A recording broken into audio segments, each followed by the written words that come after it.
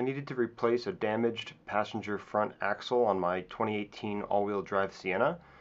It was pretty difficult. Seen here is the picture. You got to remove that snap ring and remove that bolt below. Clearance is not really good from the front or from the rear. I tried every technique I've seen on YouTube. CV pickle forks to pop it, air hammer from the rear, slide hammer boot attachment. None of that worked. I eventually had to drill some holes, and I'll show you what that looked like, to get my two-jaw puller inside the axle tulip to actually pull that out.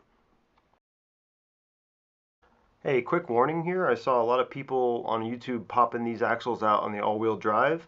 It says in the manual you need to drain the transfer case gear oil and drain the ATF, because once you pull this axle out, they will mix.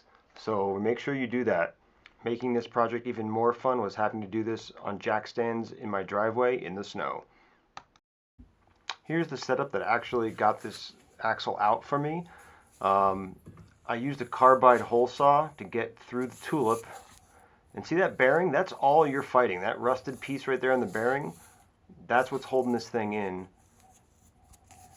There's no retaining clip on the splines, so you're not trying to fight that. It's really just that rusted bearing surface. Hole saw didn't, got through it eventually. I used some cutting oil. This stuff's pretty hard steel.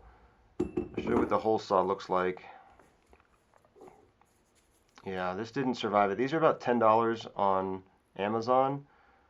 I was trying to go slow and be gentle with it, but it's hard with a hand tool. Anyway, 10 bucks.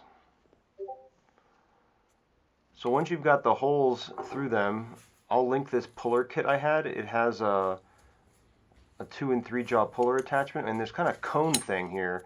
So this cone, look at the shape of the puller, the 2 jaw. As you tighten that cone, it forces them out, so you can get them to bite on the edge here, those holes we made. And you can open these jaws pretty tight, and it gets in there pretty firmly so it can't escape. Once I got that going, it was 4 hard pops and it was out of there. So I know some people will say, like, hey, you can get a vice grip attachment, which mine had. I did try this. The vice grip in no way could be tightened down tight enough to actually hammer on this thing. So this is what ultimately got the job done for me. Hope it helps you. Any questions, ask in the comments.